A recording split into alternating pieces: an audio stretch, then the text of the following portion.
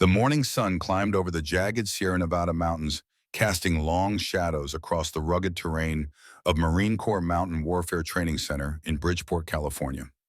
Staff Sergeant Morgan Hayes adjusted the ACOG sight on her M4A1 carbine, her gloved hands moving with practiced precision despite the biting cold. At 23, she commanded respect that typically came with twice her years earned through 2 combat deployments and an unwavering commitment to her Marines. The SERI training exercise had been underway for 3 days. Survival Evasion Resistance and Escape the Brutal program designed to prepare Marines for the worst-case scenarios of modern warfare. Morgan's team had successfully evaded their pursuers through the previous night, navigating by starlight through treacherous mountain terrain. Now, as dawn broke, they were approaching their extraction point, a narrow valley flanked by steep granite walls. Wolfpack Actual, this is command. Position check over. The radio at her shoulder crackled. Morgan keyed her MBITR tactical radio. Command Wolfpack Actual at phase line Echo, moving toward extraction point Delta. ETA 12 minutes over.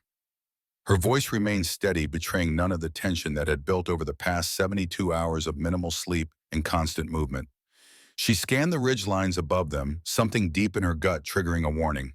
15 years of her father's training had taught her to trust that instinct above all else.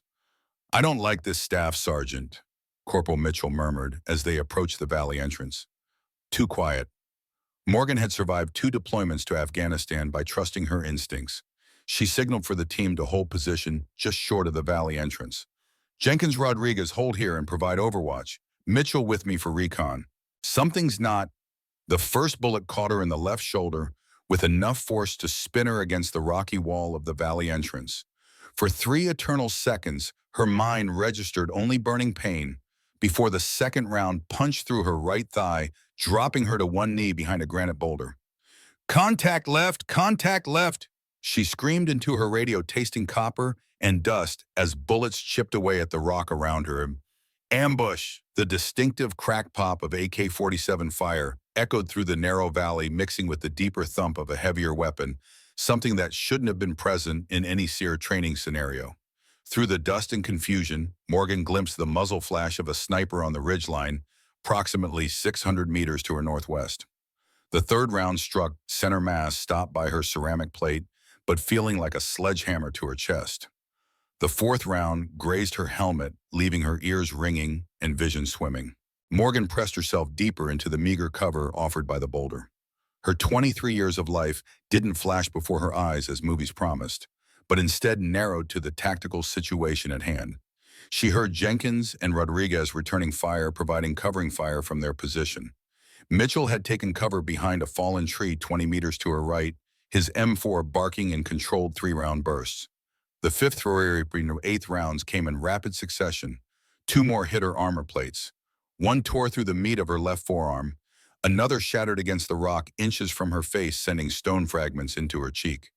"Hayes, talk to me," Captain James Wilson's voice crackled through her earpiece. The 35-year-old former Army Ranger was somewhere behind her, likely coordinating the response to what was clearly no longer a training exercise. The 9th and 10th rounds arrived together. One punched through her right shoulder and exited clean. The other fragmented against her rifle stock, sending splinters into her neck. The pain was becoming abstract now, her body's natural morphine kicking in as adrenaline flooded her system. Through the haze of pain and dust, Morgan caught movement in a rocky outcropping about 400 meters away. She raised her carbine with trembling hands, her left arm barely functional, but her right still steady enough to find the front sight post. The figure in the outcropping was dressed in tactical gear that didn't match any friendly units. Morgan squeezed the trigger twice. The 5.6mm rounds found their mark, and the figure slumped out of sight. "Marine down, Marine down." Wilson's voice was tight with controlled panic. "Hayes, we're coming for you." "Negative," she gasped into the radio. "Too much fire. Hold position and call for QRF." The 11th round hit her in the lower back, just below her armor's coverage. She felt something important tear inside her, a spreading numbness that seemed to disconnect her legs from the rest of her body. The 12th bullet struck her left temple with surprising gentleness, more like a firm tap than the violent impact she expected. Her vision dimmed around the edges, but consciousness held on with stubborn Marine Corps tenacity. Morgan lay among the rocks, her rifle still clutched in her right hand. The attackers probably thought she was dead. 14 hits was more than enough to drop anyone. But Marines were trained to fight beyond the point where normal people would quit. She keyed her radio one final time, surprised that her thumb still worked. "Wilson, I'm hit bad. Real bad." Her voice failed her then, but not her resolve. Morgan counted her remaining ammunition. One magazine left. If they came to confirm the kill, she'd make them pay for the privilege. The sound of boots on loose gravel reached her ears, multiple sets moving carefully toward her position. Morgan smiled grimly and adjusted her grip on her rifle. Let them come. Through narrowing vision, she saw a figure sprint from cover, zigzagging toward her position with remarkable speed and precision. Not an attacker, it was Captain Wilson, moving with the aggressive efficiency that had made Rangers legendary. Rounds kicked up dirt around him, but he didn't slow closing the distance to Morgan's position in seconds that felt like hours. "I've got you, Hayes," Wilson said, dragging her into better cover.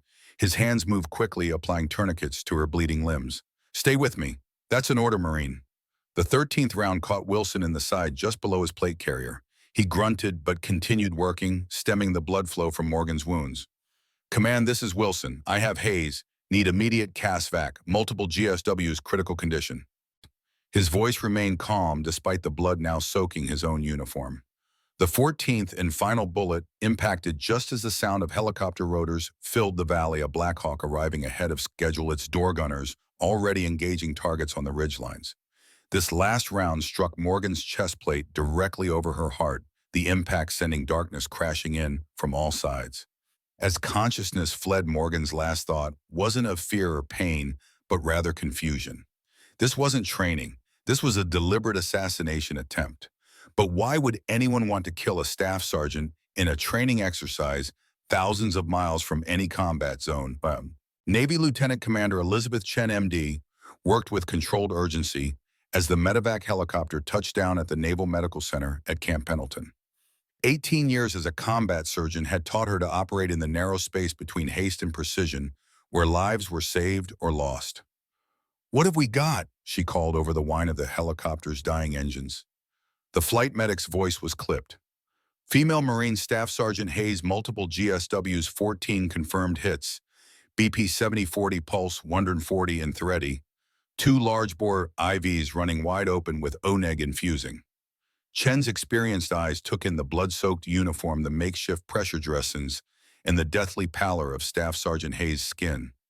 By any medical standard, she should have been dead. Yet somehow the cardiac monitor showed a rhythm weak and rapid but present. "Get her to Trauma 1 now," she ordered. "Alert the surgical team and have 4 more units of ONEG ready. And get that captain looked at too," she added, noticing the wounded officer who had accompanied the patient. As the trauma team rushed Hayes into the medical center, Captain Wilson insisted on walking under his own power despite the bullet wound in his side. His face was pale from blood loss, but his eyes remained alert and focused. "Save her, Doc," he said to Chen. "Whatever it takes." Within minutes, Morgan Hayes was in the trauma bay, surrounded by a team of medical professionals working with the choreographed precision of long experience. Chen cut away the ruined uniform, revealing the full extent of the injuries. "Multiple entrance and exit wounds, upper left and right quadrants," she reported. "GSW to right thigh with femoral involvement. GSW to lower back, possible spinal involvement. Graze to left temporal region." The trauma team moved efficiently, establishing additional IV access, connecting monitors, drawing blood for cross-matching, and preparing for immediate surgery. Hayes's vital signs remained precarious, hovering at the edge of what was compatible with life. "She's lost at least 40% of her blood volume," Chen noted. "How is she still alive?" A corpsman glanced up from his work. "Because she's a Marine, ma'am." As the team prepared Hayes for emergency surgery, Wilson stood in the trauma bay doorway, watching with the 1,000-yard stare familiar to anyone who had seen combat. Despite his own injury, he had refused treatment until he knew Hayes would survive. A security detail of 4 Marines had arrived at the medical center, taking up positions outside the trauma bay, an unusual precaution that suggested something beyond a training accident was at play. In the waiting area, Wilson finally allowed a nurse to examine his wound while he sipped bitter coffee. The bullet had passed through his side without hitting any vital organs, painful, but not life-threatening. As the nurse cleaned and dressed the wound, Wilson's mind replayed the events in Bridgeport. The ambush had been too well coordinated, too precise. The attackers had used weapons not authorized for training AK-47s and what appeared to be a Russian-made SVD Dragunov sniper rifle. This had been a deliberate operation aimed specifically at Hayes' team. His thoughts were interrupted when he noticed something in the pile of Hayes' personal effects that had been collected by the medical team. A small waterproof pouch of the kind Marines use to protect family photos and important documents. Carefully, he extracted the contents. It wasn't a family photo or letter from home as he'd expected. Instead, he found himself looking at a thumbnail-sized metal object, a micro flash drive, military-grade waterproof and impact-resistant, the kind used for transporting classified data. Wilson's radio crackled to life. "Wilson, this is Sullivan. We've secured the ambush site. You need to see what we found." Lieutenant Colonel Thomas Sullivan, 55, was a career intelligence officer who had served in the First Gulf War. His weathered face had seen more combat than most of the younger officers would experience in their entire careers. He stood in the makeshift command center established at Camp Pendleton, studying the items recovered from the ambush site with growing concern. "We've got a situation here," he told Wilson when the captain arrived, still moving stiffly from his wound. The attack on Hayes' team wasn't a training accident or terrorist incident. This was a professional hit.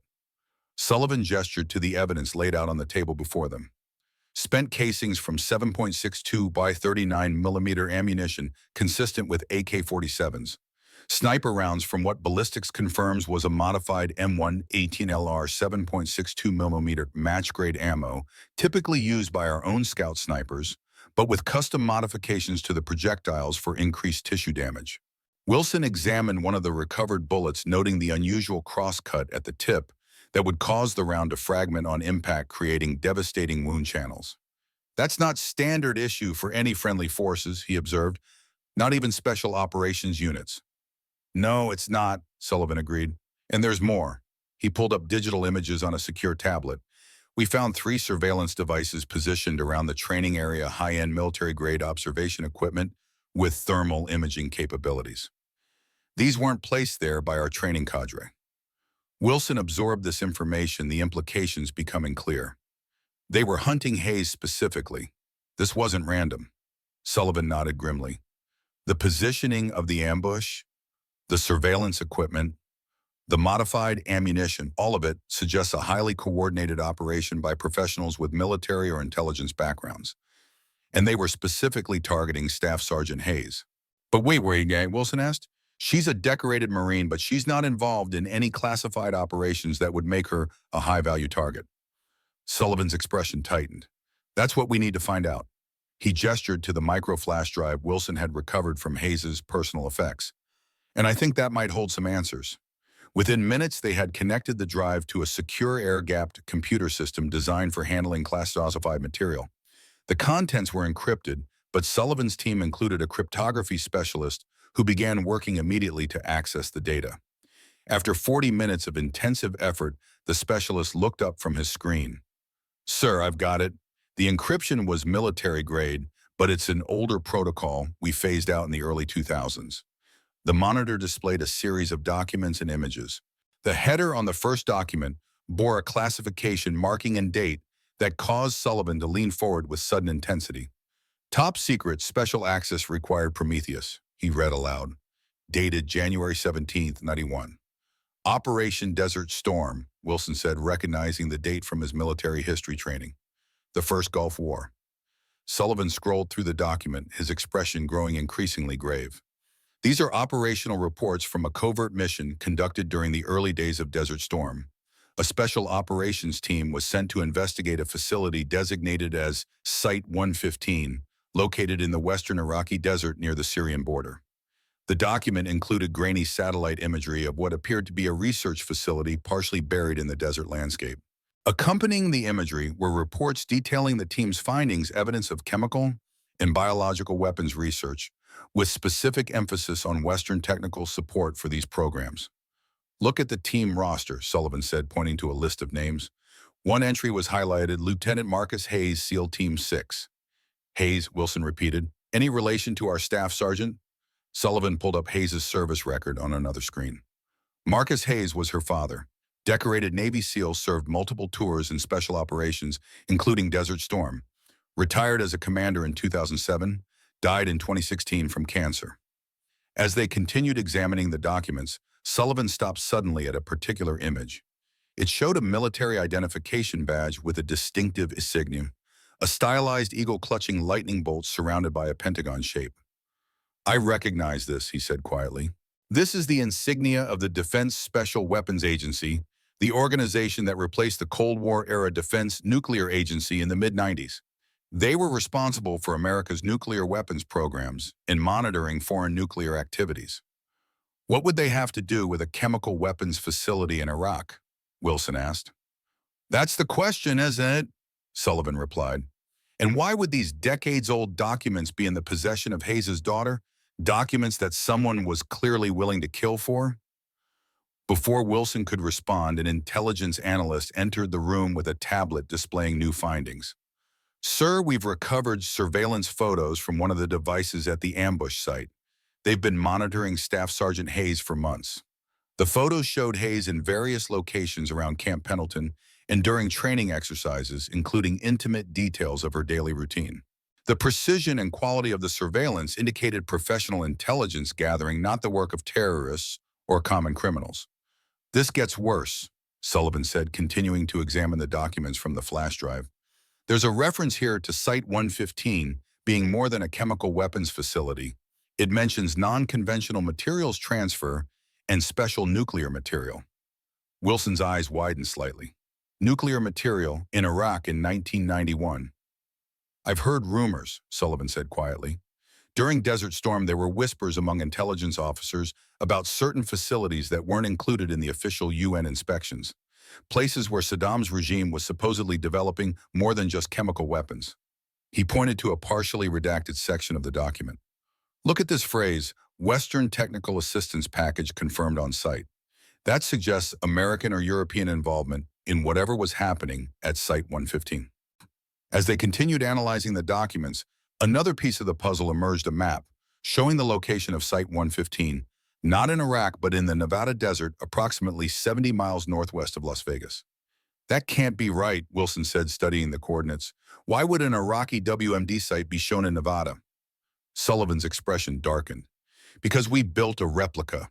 During the Cold War and after the U.S. constructed duplicates of foreign facilities for testing, training, and intelligence purposes. If this map is accurate, it means we created a full-scale replica of Site 115 on American soil." "And it's still there?" Wilson asked.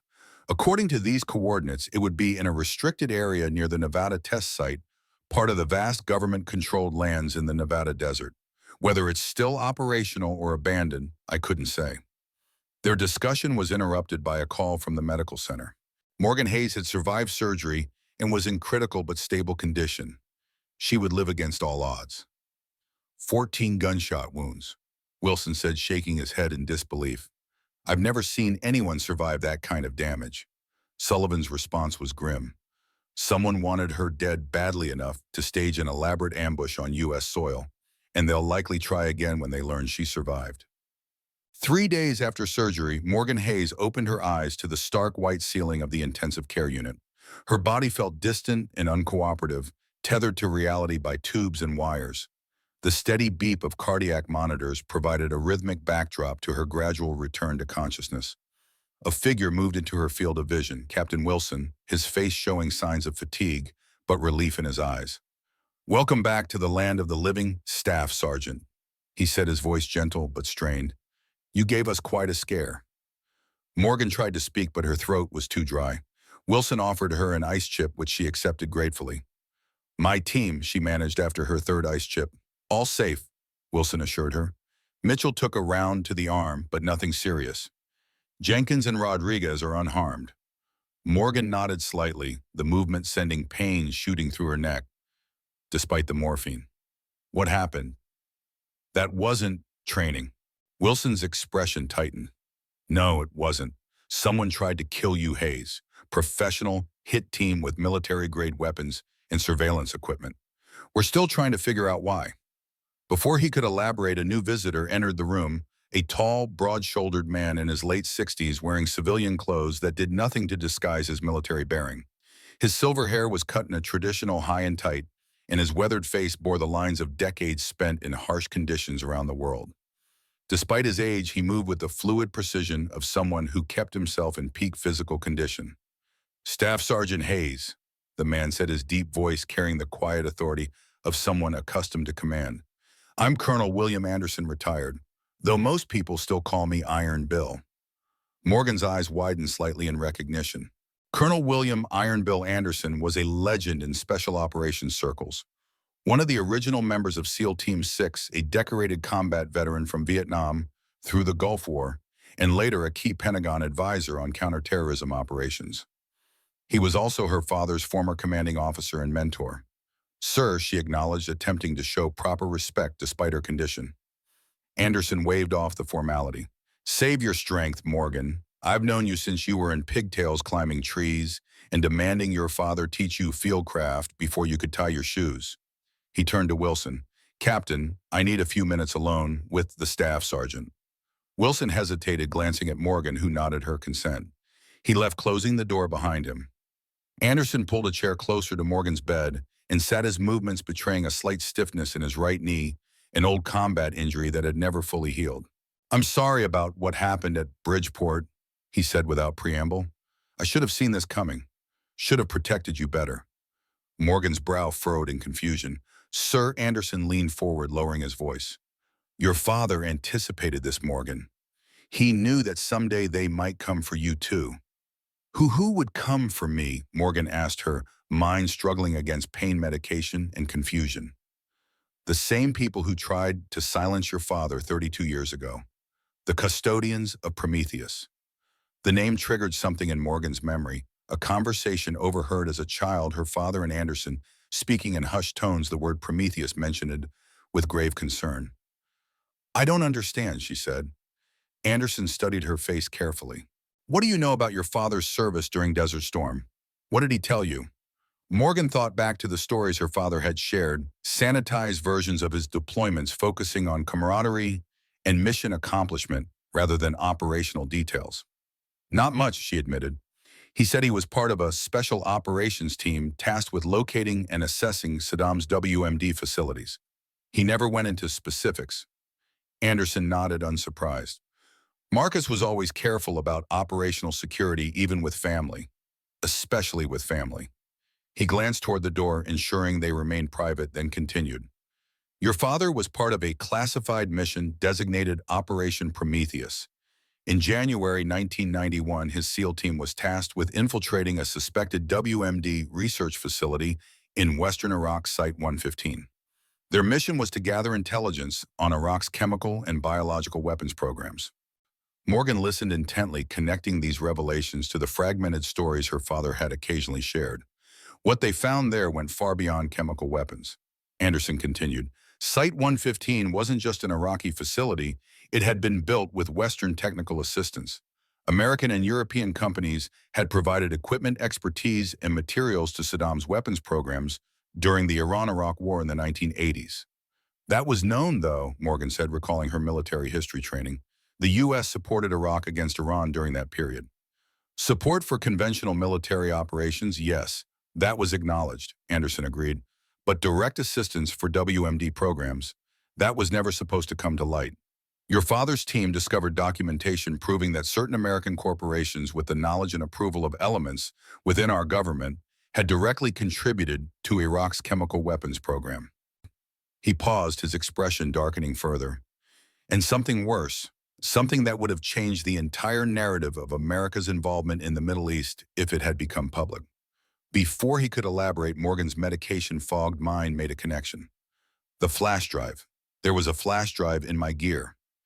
Did they? Captain Wilson recovered it, Anderson confirmed. The documents are being analyzed now.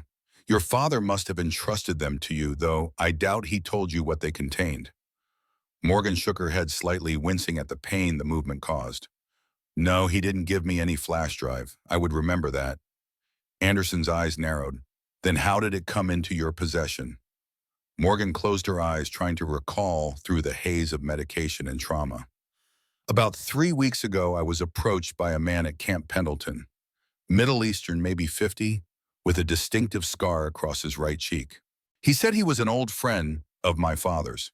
He handed me a small package, said it was something my father would want me to have. Did he give you a name? Anderson pressed.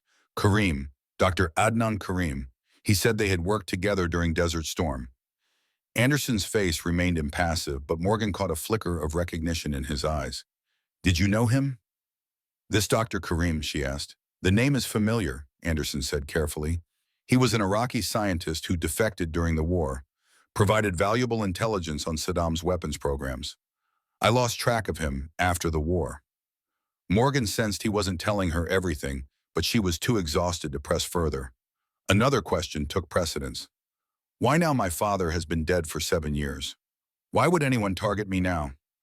Anderson stood, moving to the window to check the courtyard below, an old habit from decades of operational security. Because something's happening at Site 115 again, he said finally. Satellite imagery from last month shows new activity at the Nevada replica facility. Someone is excavating the site looking for something buried there 3 decades ago. Morgan processed this information slowly, her tactical mind working despite her injuries. And they think I know something about it because of my father. Your father was the last surviving member of the original Prometheus team, Anderson confirmed. The others all died under mysterious circumstances over the years. Car accidents, home invasions, apparent suicides. Marcus survived longer than any of them. You're saying he was murdered? Morgan asked, a cold realization settling in her stomach. The cancer was real, so, Anderson said. But was it natural advanced glioblastoma in a man with no family history of cancer, no genetic predispositions? It's possible. It's also possible to induce certain cancers with prolonged targeted radiation exposure. The implication hung in the air between them. Morgan had watched her father waste away over 18 months, his once powerful frame reduced to a shadow, his keen mind gradually clouded by the tumor consuming his brain. The possibility that his suffering had been deliberately inflicted was almost too painful to consider. Who are they? She asked finally. Who would do this? That's what we need to find out, Anderson replied. But first we need to ensure your safety. They failed to kill you once. They'll try again.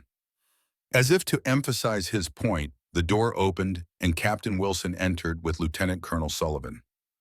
Both men's expressions conveyed urgency. We've got a problem, Sullivan announced without preamble.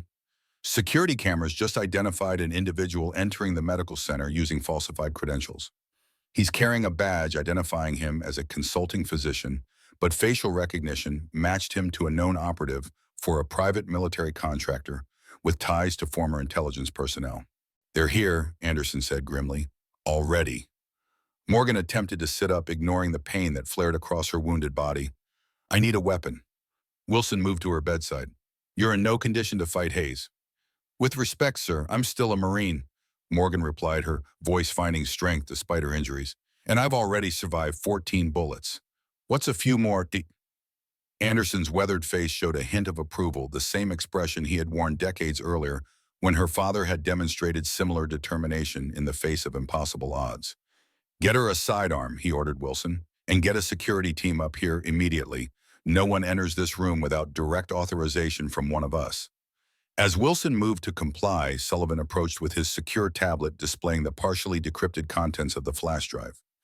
There's something else you should see, he said, showing the screen to Anderson. We found references to the Prometheus heir in these documents. Based on context, we believe they're referring to Staff Sergeant Hayes.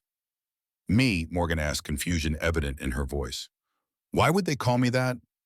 Anderson's expression darkened further. Because Prometheus wasn't just about WMD's Morgan. It was about what your father discovered beneath Site 115, something so sensitive that both American and Iraqi intelligence agencies were willing to eliminate anyone who knew about it. Which was what? Morgan pressed. Before Anderson could answer, the hospital room's lights flickered briefly. Seconds later, alarms began blaring throughout the medical center, the distinctive sound of a security breach. They're making their move, Anderson said, drawing a compact .45 caliber pistol from a concealed holster beneath his jacket. Wilson pulled his service weapon, positioning himself near the door. Sullivan, stay with Hayes, Anderson ordered. Wilson with me. We'll clear the approach to this room. As they moved toward the door, Morgan called out to Anderson, "Colonel, what was beneath Site 115? What did my father find?" Anderson paused, his hand on the door handle. "Evidence that would rewrite the history of America's involvement in the Middle East, Morgan. Proof that certain elements within our government deliberately manipulated intelligence about Iraq's weapons programs not just in 2003, but dating back to the Cold War." He met her gaze directly, his eyes reflecting decades of carrying secrets too dangerous to share. "Your father discovered that Site 115 wasn't just a chemical weapons facility. It was where Iraq received nuclear materials smuggled from the collapsing Soviet Union in 1981 with the knowledge and facilitation of certain American officials who later rose to the highest positions of power." The magnitude of this revelation struck Morgan like a physical blow. "So when we invaded Iraq in 2003, claiming they had WMDs, the people making those claims knew exactly what had been there," Anderson confirmed, "because they had helped put it there. That's what Prometheus was about, Morgan. And that's why they'll never stop hunting anyone who knows the truth." The door burst open and the fight for that truth and for Morgan's survival began in earnest. The medical center's alarms wailed through the corridors as Morgan Hayes pushed herself upright in the hospital bed, ignoring the protest of her healing wounds. Captain Wilson had pressed a Beretta M9 into her hand before leaving with Colonel Anderson to secure the corridor outside. The familiar weight of the sidearm brought a measure of comfort, though she would have preferred her own custom Glock 19. Outside her room, the sounds of controlled chaos filtered through the closed door. Rapid footsteps shouted commands, the metallic clicks of weapons being readied. Sullivan remained at her bedside, his own weapon drawn, eyes fixed on the door. "Security breach in the East Wing," he reported, listening to updates through his earpiece. "Multiple intruders tactically equipped. They've already neutralized 2 guards." Morgan checked the Beretta's magazine and chamber with practiced efficiency despite her injuries. "Not taking any chances this time, are they?" Sullivan's grim expression confirmed her assessment. "These aren't amateurs, Hayes. They're professionals." As if to emphasize his point, the lights flickered again, then went out completely. Emergency lighting activated seconds later, casting the room in an eerie red glow. Morgan recognized the tactic immediately, a controlled power disruption designed to momentarily disable security systems and electronic locks. "They'll be coming through the ventilation system," she said, eyes tracking to the air duct in the ceiling corner. "It's standard procedure for medical facility penetration. We trained for it in SER." Sullivan followed her gaze, moving to position himself with a clear line of fire to the vent. In the sudden stillness, Morgan became aware of another sound beneath the blaring alarms, the soft squeak of rubber soles on polished floor, approaching her room with measured precision. Not the rushed footfalls of security personnel or medical staff responding to an emergency, but the deliberate pace of someone trying to move quietly while maintaining speed. Morgan signaled to Sullivan, pointing toward the door. He nodded in understanding her silent communication and moved to a position beside the doorframe, weapon ready. The footsteps stopped just outside. Morgan could almost feel the presence on the other side, calculating, assessing. The handle turned slowly and the door began to ease open. A figure appeared in the doorway, a woman in medical scrubs with a hospital ID badge clipped to her pocket. Dark hair pulled back in a severe bun, unremarkable features that would blend into any crowd. She carried a medication tray, her expression professionally neutral. "Time for your pain management, Staff Sergeant," she said, her voice carrying the faintest trace of an accent that Morgan couldn't immediately place. Morgan's combat instincts, honed through 2 tours in Afghanistan and a lifetime of training with her father, screamed a warning. This woman wasn't on her medical team. She'd memorized the faces of every staff member assigned to her care, a habit ingrained by years of operational security awareness. "That's strange," Morgan replied, keeping her voice casual while her hand tightened on the Beretta beneath the sheet. "Dr. Chen just gave me something an hour ago." A nearly imperceptible tightening around the woman's eyes confirmed Morgan's suspicion. The nurse advanced into the room, her right hand shifting slightly on the medication tray, reaching for something concealed beneath the supplies. "New orders," the woman stated flatly. "You're being transferred to Walter Reed. We need to prep you for transport." Sullivan remained motionless beside the door, allowing the intruder to fully commit to her approach. The woman was now 3 steps into the room, her focus fixed on Morgan, apparently unaware of Sullivan's presence. "I'll need to see those orders," Morgan said, deliberately drawing the woman's attention, while Sullivan silently closed the door behind her. The woman's demeanor changed instantly. Her posture shifted from medical professional to combatant, her body coiling with lethal intent. The medication tray clattered to the floor as her hand emerged with a hypodermic needle filled with clear liquid. "This can be easy or hard, Staff Sergeant Hayes," she said, her accent now more pronounced, Eastern European, possibly Russian. "But either way, you won't leave this room alive." Morgan moved with surprising speed for someone who had been shot 14 times less than a week earlier. As the assassin lunged forward with the needle, Morgan executed a Marine Corps martial arts program defensive technique, a forearm block that deflected the attack wide, followed by a palm heel strike to the woman's sternum. The impact drove the air from the assassin's lungs, but she recovered quickly, dropping the needle and producing a slender combat knife from a sheath concealed at the small of her back. Her movements confirmed Morgan's assessment.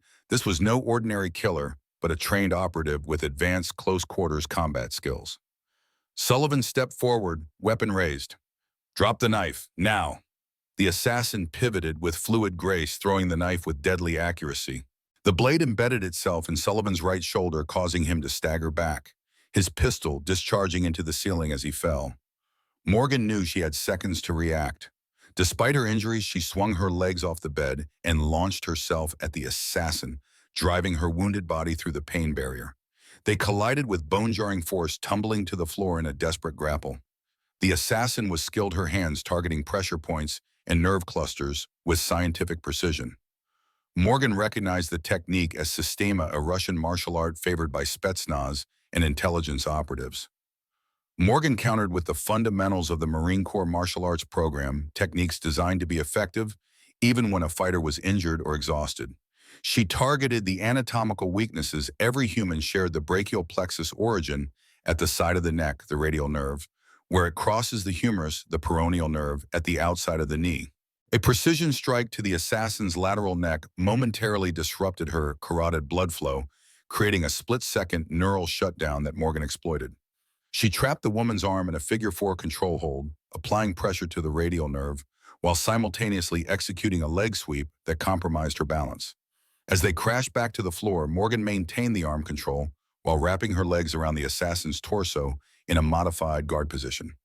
Using body mechanics rather than raw strength, she hyperextended the woman's captured arm until something gave way with an audible pop.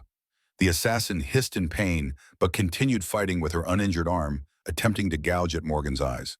Morgan tucked her chin to protect her throat and executed a shift in position, trapping the woman's functional arm and applying a carotid restraint, cutting off blood flow to the brain through precisely applied pressure to both sides of the neck. Within seconds, the assassin's struggles weakened, then ceased altogether as unconsciousness claimed her.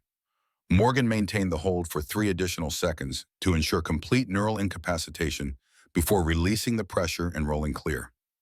Pain crashed through her body in waves as the adrenaline began to ebb.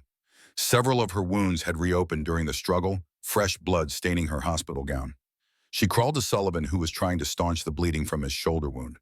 "Nice technique," he managed through gritted teeth.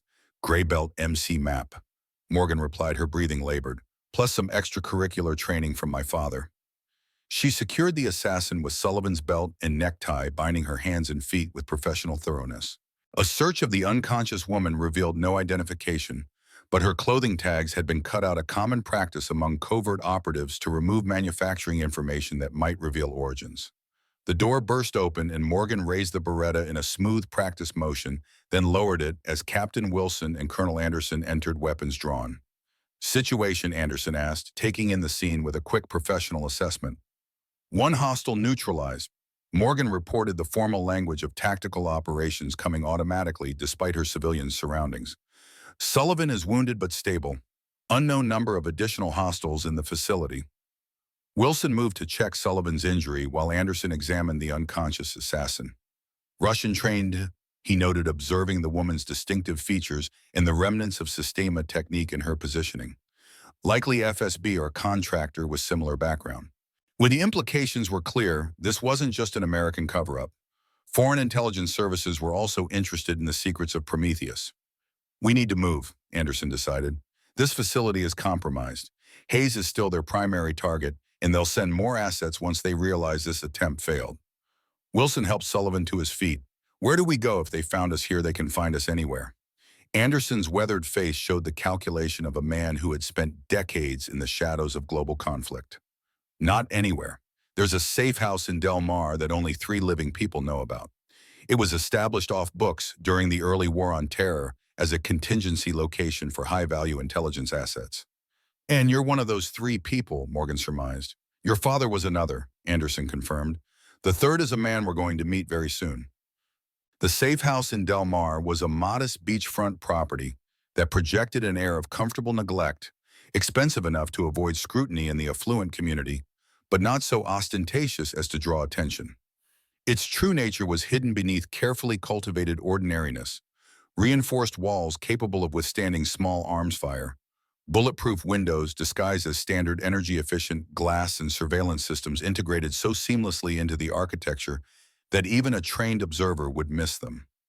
Morgan sat at the kitchen table, fresh bandages covering her reopened wounds courtesy of Wilson's field medical training. Sullivan rested on a nearby couch, his shoulder professionally dressed and immobilized. Anderson moved through the house with the comfortable familiarity of a man returning to a space he knew intimately, checking security systems and sight lines with the habitual vigilance of someone who had survived decades in the intelligence world. "Secure communications are up," he announced, returning from a hidden room accessed through what appeared to be a pantry. "I've initiated contact with our third partner. He'll be connecting within the hour." Wilson, who had been examining the property's defensive features with professional interest, joined them at the table. "In the meantime, I think we need to review what we know about Prometheus. The more information Hayes has, the better she can protect herself." Anderson nodded agreement and produced a ruggedized laptop computer. "Sullivan, I believe you have made progress decrypting the flash drive contents." Despite his injury, Sullivan moved to the table and took the computer. "Approximately 60% decrypted so far. The encryption is complex military grade from the early 90s, but with modifications that suggest it was customized by someone with advanced knowledge of cryptographic principles." "My father," Morgan said with quiet certainty. "He had a gift for encryption systems. It's part of why SEAL Team 6 recruited him originally." Sullivan entered a series of commands, bringing up documents and images on the screen.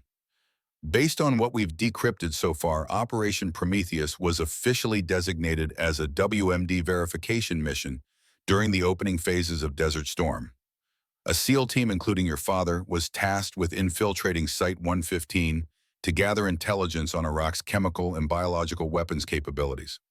The screen displayed grainy satellite imagery of a desert facility partially concealed by earthworks and camouflage netting.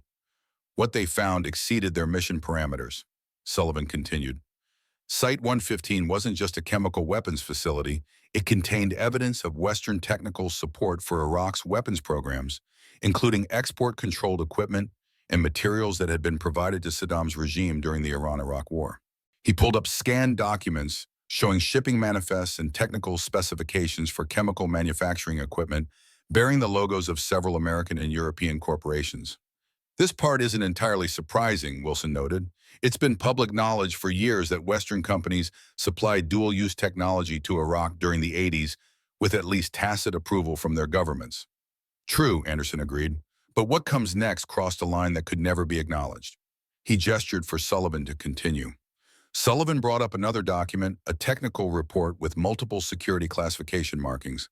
"According to this, Site 115 also served as a transfer point for nuclear materials smuggled from the Soviet Union in the late 1980s and early 90s. Morgan leaned forward, studying the document with growing disbelief. "Are you saying Iraq had access to nuclear materials?" "Not weapons-grade material," Anderson clarified. "But yes, components, technical expertise, and certain precursor materials necessary for a nuclear program. The Soviet Union was collapsing, control over their nuclear infrastructure was deteriorating, and certain opportunistic elements within their military and scientific community were selling whatever they could to the highest bidder. And somehow American officials knew about this." Wilson asked, his expression reflecting his struggle to accept such a profound betrayal. "Worse than knew about it," Sullivan said grimly. "According to these documents, certain American intelligence officials and corporate interests actively facilitated these transfers. They used Iraq as a proxy during the Iran-Iraq War, and the nuclear technology was part of that support package." He pulled up another document, a memorandum bearing signatures that had been partially redacted, but still showed enough to identify several high-ranking officials who would later occupy senior positions in multiple administrations. The nuclear materials transfer was codenamed Prometheus Fire within these documents, Sullivan explained, classical reference to Prometheus stealing fire from the gods and giving it to humanity. Appropriate, Anderson said dryly, and dangerously arrogant. Morgan absorbed this information, connecting it to fragments of conversations she'd overheard between her father and Anderson during her childhood discussions that would abruptly stop when they realized she was within earshot. So, when my father's team discovered this at Site 150, she began, they were immediately targeted for elimination, Anderson finished. A special protocol was activated, the Prometheus Code. It authorized the termination of anyone with knowledge of the nuclear materials transfer, including American personnel who had been exposed to the information. They tried to kill their own operators. Wilson asked, the disbelief evident in his voice. It wouldn't be the first time certain elements within our intelligence community sacrificed their people to protect operations. Anderson replied, his tone suggesting personal experience with such betrayals. What made Prometheus different was the scale of the cover-up and the seniority of those involved. Sullivan brought up a new file, a list of names with dates and causes of death noted beside each. Every member of your father's SEAL team died within 5 years of the Desert Storm mission. Car accidents, home invasions, apparent suicides, hunting accidents. Only your father survived longer. Because he anticipated their moves, Morgan said, understanding dawning. He knew they would come for him eventually, so he prepared. Anderson nodded. Marcus was always 3 steps ahead. He created a comprehensive insurance policy gathering evidence, establishing secure locations, developing a network of trustworthy contacts outside the traditional intelligence community. And he prepared you. The truth of this statement resonated with Morgan's earliest memories, her father teaching her marksmanship before she was 10 years old, instructing her in cryptography and counter-surveillance as a teenager, insisting she learn multiple languages and study military history and tactics. He was training me for this moment, she realized. All those skills, all that knowledge, it wasn't just a father passing on his interest to his daughter. He was preparing me to fight back when they eventually came for me too. You're the contingency plan, Morgan, Anderson confirmed. The Prometheus heir, as they call you in their communications. Marcus knew he might not survive to expose the truth himself, so he ensured someone would carry on his mission. Someone with the skills and determination to finish what he started. Sullivan's computer pinged with an alert. I've decrypted another section of the drive, he announced. It contains DNA profile data. He opened the file displaying complex genetic sequencing information alongside identification photographs, one of which showed the man who had approached Morgan at Camp Pendleton, Dr. Adnan Karim. Run a comparison with the genetic samples taken from the Bridgeport attackers, Anderson instructed. Sullivan executed the command, and the computer processed the information rapidly. The result displayed on screen, 97.3% genetic match. Paternal lineage confirmed. They're related, Morgan said, studying the results. Dr. Karim and one of the men who tried to kill me share DNA. Father and son, or brothers, Sullivan suggested. The genetic markers suggest siblings is more likely than direct descent.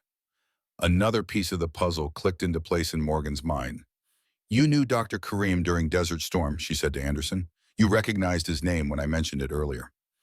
Anderson's expression remained carefully neutral, but his eyes betrayed a flicker of something, regret, perhaps, or guilt. Adnan Karim was an Iraqi scientist who worked at Site 115. He assisted your father's team in accessing certain secured areas of the facility. When the mission went sideways, Karim helped your father escape. And now his brother tried to kill me, Morgan noted, suggesting a profound disagreement about the proper handling of the Prometheus information. Before Anderson could respond, a notification appeared on the laptop's screen, an incoming secure communication request.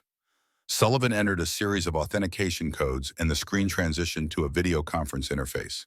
The face that appeared belonged to a man in his late 60s, silver-haired, with the weathered features of someone who had spent decades making difficult decisions in the service of his country. His bearing projected authority even through the digital medium, and his eyes carried the weight of secrets that few would ever know. General Wards Anderson greeted formally. Thank you for joining us. Bill, Mel, the man acknowledged with a slight nod. It's been too long. His gaze shifted to Morgan. Staff Sergeant Hayes, you look remarkably good for someone who took 14 bullets less than a week ago. Marine Corps stubbornness, sir, Morgan replied, automatically straightening despite her injuries. General Robert Ward, commander of Joint Special Operations Command, studied her with eyes that had evaluated countless operators throughout his storied career. You have your father's resilience and his uncanny ability to survive when the odds say you shouldn't. You knew my father, Morgan asked, though the answer was evident in the general's familiar manner.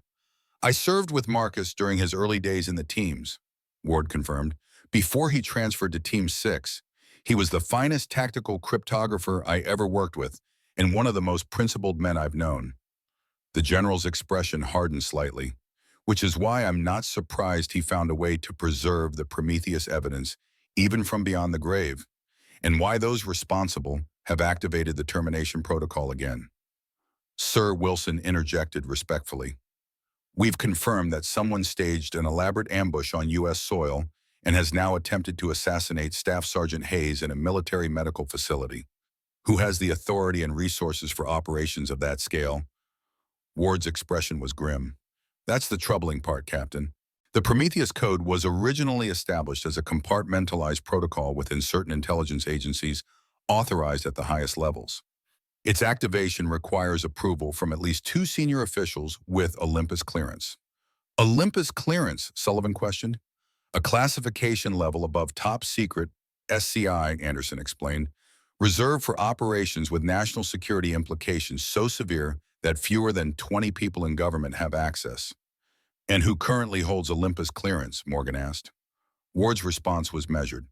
The sitting National Security Advisor, the Director of National Intelligence, the CIA Director, the Secretary of Defense, and 3 others whose identities are classified even from me. The implications were staggering. The assassination attempts against Morgan had potentially been authorized by senior government officials, men and women who occupied the highest positions of power and trust within the American national security apparatus. General Morgan said processing this information with the tactical clarity that had kept her alive in Afghanistan. If the people trying to kill me have this level of authority and resources, how do we fight back? The same way your father would have, Ward replied, asymmetrically. They have institutional power, but we have something they don't, the truth about Prometheus and individuals willing to risk everything to expose it. He leaned closer to the camera, his voice taking on a tone of quiet intensity. I've activated a small network of trusted operators, former special operations personnel and intelligence officers who remain loyal to the Constitution rather than to any individual or agency. They're converging on your location now to establish a security perimeter. How can we be certain they haven't been compromised? Wilson asked, the professional skepticism of a combat veteran evident in his tone. Because I personally vetted each one, Anderson answered. Many are former Team 6 operators who served with Marcus, men who owe him their lives several times over and who have remained outside the official intelligence community specifically to maintain their independence. Ward nodded confirmation. Additionally, I've initiated a secure analysis of the DNA evidence you've recovered. If we can establish a definitive connection between the Bridgeport attackers and known intelligence assets, we'll have leverage we can use. A notification appeared on Sullivan's computer, an alert from the safe house's perimeter security system. He quickly brought up the surveillance feed, revealing a convoy of unmarked SUVs approaching along the coastal road. We have company, he announced. 3 vehicles, tactical approach pattern. That's not my team, Ward said, his expression tightening. They're still at least 30 minutes out. Anderson moved to a window, assessing the approaching threat with the experienced eye of a veteran operator. Professional formation, driver plus 3 in each vehicle, minimal profile exposure. These are Tier 1 operators or equivalently trained personnel. They found us, Wilson said, drawing his sidearm. But how Morgan's tactical mind raced through possibilities. Sullivan's shoulder wound, the hospital would have reported a knife injury consistent with an attack. They could have monitored medical facilities for matching injury reports. Or they have access to our secure communications, Anderson suggested grimly. If they've compromised JSOC systems, not possible, Ward insisted. The channel we're using exists outside official networks specifically to prevent such compromise. Another possibility occurred to Morgan, one so basic that it had been overlooked. My injuries, she said suddenly. I'm still wearing medical monitoring equipment. She pulled up her shirt to reveal a small telemetry device attached to her ribcage standard for patients with severe trauma, allowing doctors to monitor vital signs remotely. They're tracking the medical transmitter. She realized already working to remove it. Too late for that, Anderson said, watching as the vehicles entered the property's outer perimeter. We need to establish a defensive position and hold until Ward's team arrives. Wilson, Sullivan, and Anderson moved with a coordinated efficiency of experienced operators, securing doors and windows, while establishing fields of fire that would maximize their defensive advantages. Despite her injuries, Morgan joined them, checking the Beretta's magazine and positioning herself where she could cover the main approach to the house. Hayes, Anderson called, crossing to a hidden panel in the living room wall. He entered a combination and the panel slid aside to reveal a small arsenal, handguns, rifles, and tactical equipment stored in foam-lined cases. Your father always said you were a natural with precision weapons. He withdrew a customized M1911A1 pistol, a classic .45 caliber sidearm with custom grips and match-grade barrel. This was his. He'd want you to have it for this fight. Morgan accepted the weapon with something approaching reverence, recognizing the pistol her father had carried throughout his SEAL career. The ivory grips were worn smooth from decades of use, and his initials were discreetly engraved near the magazine well. The weapon felt perfectly balanced in her hand, a precision instrument designed for one purpose. 7 rounds in the magazine, 1 in the chamber, Anderson said. Your father always said 8 well-placed shots were better than 15 mediocre ones. Outside, the vehicles had stopped at the property's entrance. Through the window, Morgan could see the occupants deploying with tactical precision, moving in coordinated patterns that minimized their exposure while establishing a perimeter around the house. Their equipment and movement discipline confirmed Anderson's assessment. These were elite operators, likely with special operations backgrounds. They're setting up for a breach, Wilson observed. Multiple entry points, simultaneous assault. On the computer screen, General Ward was issuing rapid commands to unseen personnel, accelerating the response of his own team. My operators are 20 minutes out, he reported. You need to hold until they arrive. We will, sir, Morgan replied with quiet confidence, checking the sight alignment on her father's pistol. The attack began with a coordinated assault on 3 entry points: front door, rear patio, and second-floor balcony. The sound of breaching charges detonated simultaneously, designed to create disorientation and chaos. Smoke grenades followed, filling the house with obscuring clouds that would negate the defenders' familiarity with the terrain. Morgan recognized the tactics immediately: standard special operations procedure for residential clearing operations, which meant she also knew their vulnerabilities. The attackers would expect the defenders to retreat to interior rooms away from the breach points. Instead, Morgan positioned herself at the top of the stairs, using the smoke as concealment, while maintaining a clear field of fire down the main hallway. The thermal imaging equipment the attackers undoubtedly carried would reveal her position, but not before she could engage. The first attacker emerged through the smoke, moving with the confident precision of someone who believed they held the tactical advantage. Morgan sighted down the M1911's barrel, leading the target slightly to account for his movement, and squeezed the trigger with controlled pressure. The .45 caliber round caught the man's center mass just above his body armor's coverage area, where the clavicle meets the sternum. He dropped without a sound, his weapon clattering to the floor. 2 more attackers appeared, having heard their comrade fall. Morgan engaged them with the mechanical efficiency her father had instilled through thousands of hours of training. 2 shots, 2 targets neutralized with precision that would have made any competitive marksman proud. In the living room, Anderson and Wilson were engaged in their own defensive action, using furniture as improvised cover while engaging attackers coming through the rear patio. Sullivan, despite his injury, had positioned himself to cover the front entrance, his one-handed shooting stance compromised, but still effective at the close ranges involved. The 4th attacker to face Morgan employed different tactics, using a flashbang grenade to disrupt her vision before attempting to rush her position. Despite the disorientation, Morgan relied on muscle memory and spatial awareness, firing twice as a dark shape emerged through the residual smoke. The first round missed, but the second found its mark. The attacker stumbled, then collapsed halfway up the stairs. As he fell, his tactical helmet dislodged, revealing his face, young, probably early 30s, with the regulation-length haircut typical of military special operations personnel. More concerning was the equipment. He carried a communications system with encryption capabilities that Morgan recognized as being exclusive to American Special Operations units and an identification card partially visible in his tactical vest, Defense Intelligence Agency, Special Activities Division. This wasn't a rogue operator or private military contractor. This was an official American intelligence asset conducting a sanctioned operation on U.S. soil against American military personnel.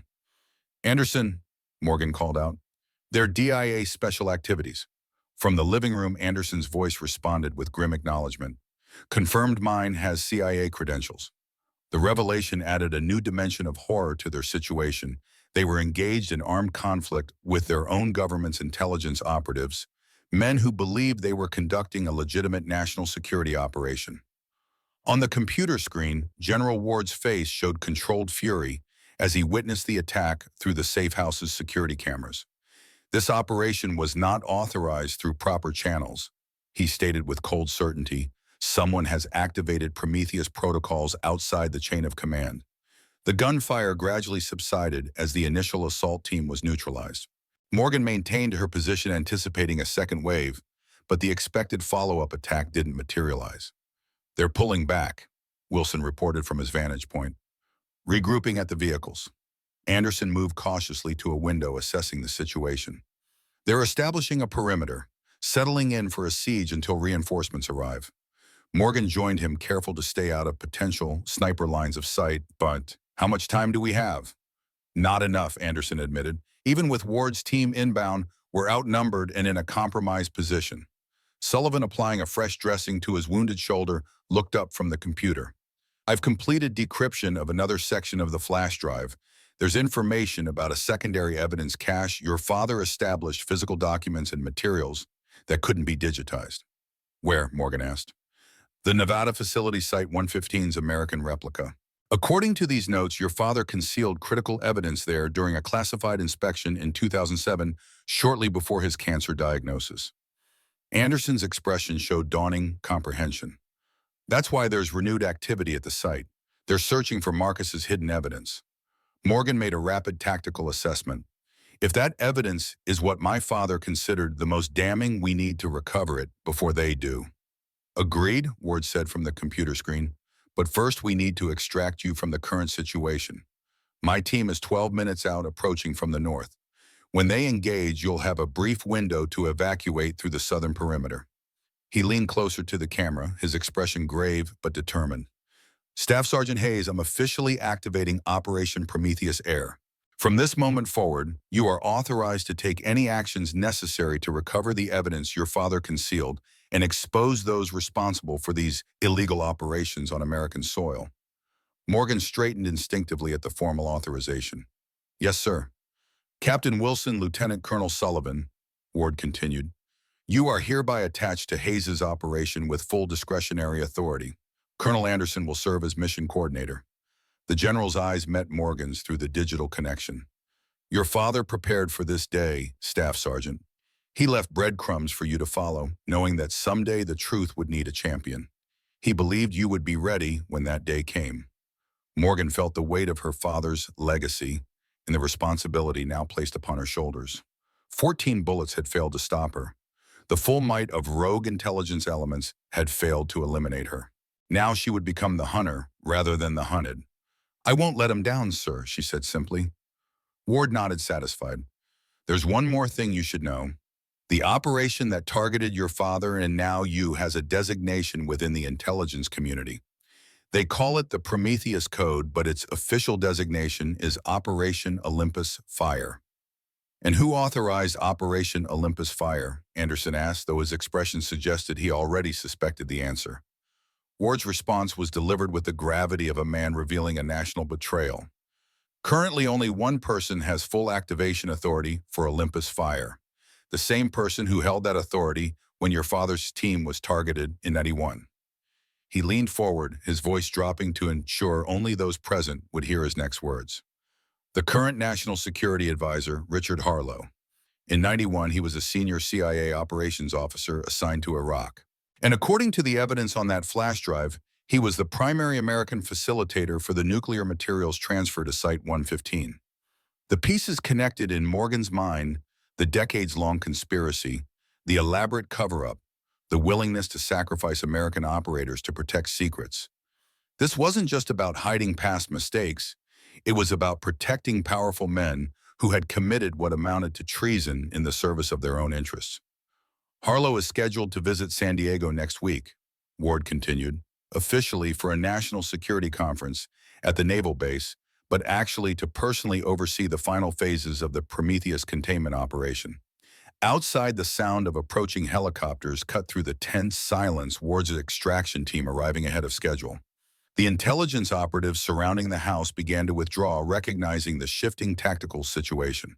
Morgan checked her father's pistol one final time, feeling a sense of grim purpose settling over her. The Prometheus heir was now fully awakened, and the hunt for truth had begun in earnest. Harlow thinks he's coming to San Diego to finish this, she said quietly. He doesn't realize he's walking into the endgame my father set in motion 16 years ago. Anderson's weathered face showed a hint of fierce pride. Marcus always said you were his greatest creation, smarter, faster, and more determined than he ever was. He was wrong about one thing, Morgan replied, watching as Ward's operators established a secure perimeter around the property. I'm not his creation. I'm his legacy. And legacies can't be eliminated with bullets or cancer or cover-ups. The path ahead was fraught with danger and uncertainty, but for the first time since awakening in the hospital, Morgan felt a sense of clarity and purpose. She had survived 14 bullets, not by chance, but by design, preserved for this moment, when the truth about Prometheus would finally emerge from the shadows. The hunters were about to become the hunted. The UH-60 Black Hawk helicopter cut through the night sky above the Nevada desert, its sound suppression systems reducing the rotor noise to a whisper as it approached the drop zone. Inside the darkened cabin, Morgan Hayes checked her equipment. One final time, tactical vest, secure communication system operational, night vision goggles calibrated. Her wounds still ached beneath fresh bandages, a constant reminder of the 14 bullets that had nearly ended her life less than 2 weeks earlier.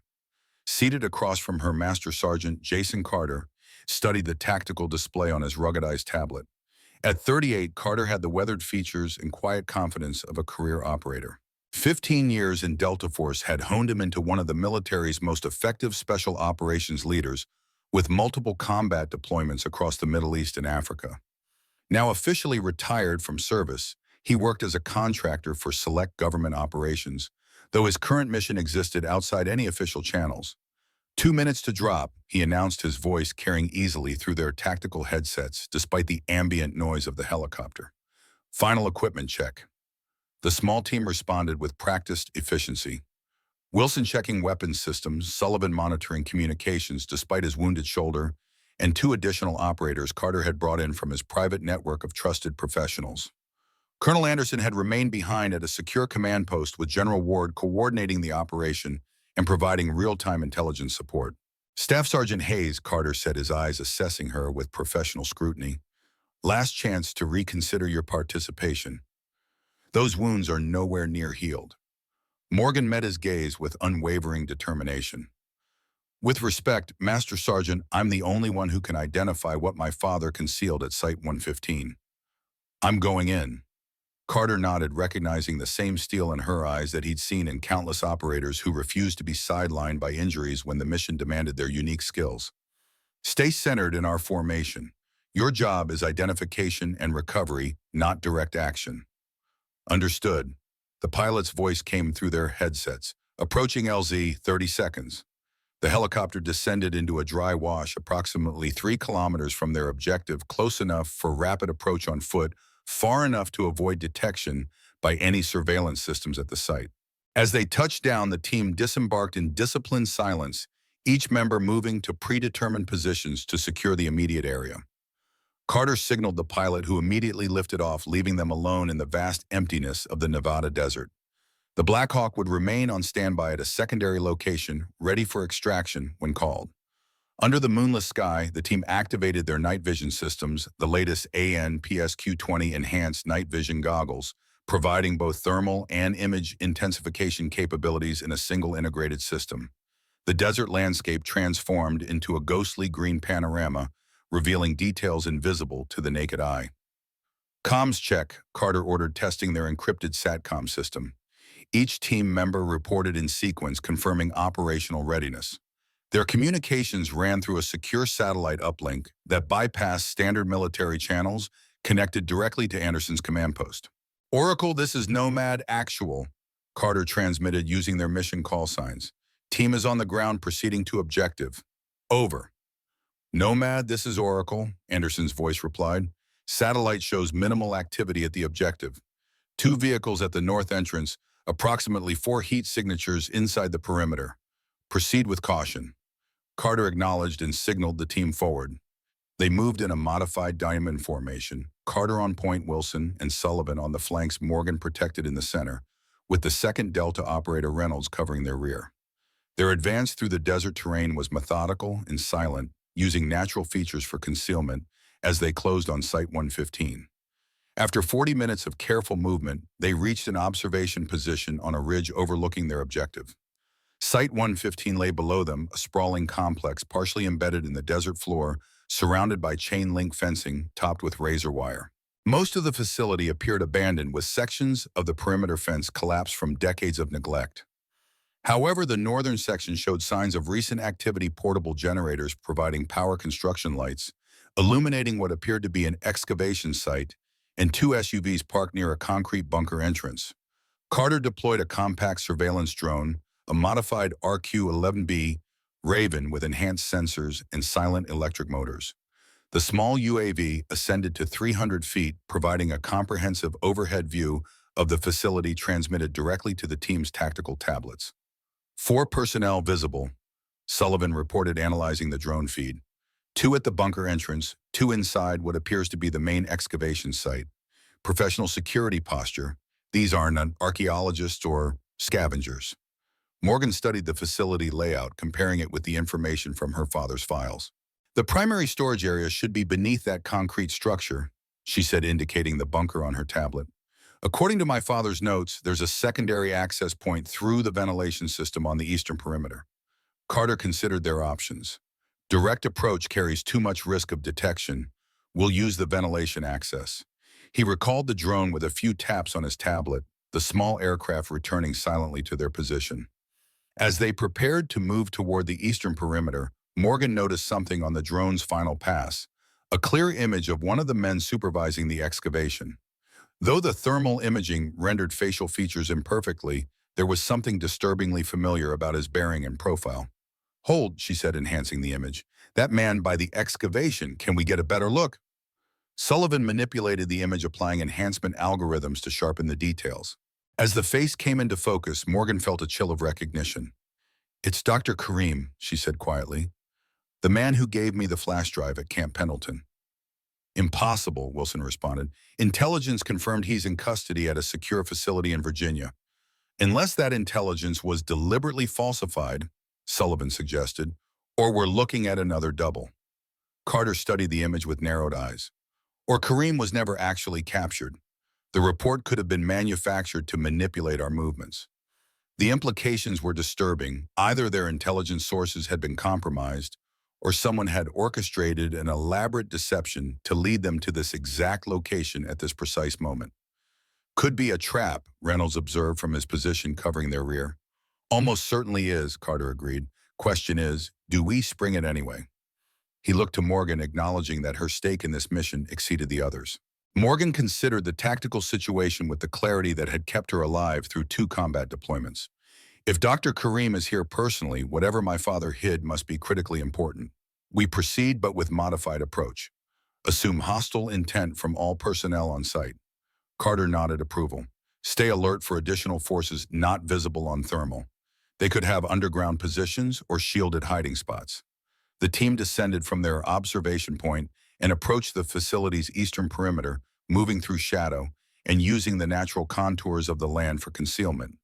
The ventilation access point appeared as described in Marcus Hayes's notes, a reinforced concrete structure rising approximately 3 feet from the desert floor, its grating damaged by decades of exposure to the elements. Wilson produced a compact toolkit and made short work of the remaining fastenings. The grate came away silently, revealing a dark shaft descending into the earth large enough for a person to navigate on hands and knees. "I'll take point," Carter decided, activating the compact tactical light mounted on his helmet. Hayes follows, then Sullivan, Wilson, with Reynolds covering our exit. Carter disappeared into the darkness, his movements confident despite the confined space. Morgan followed the rough concrete scraping against her tactical gear as she crawled forward.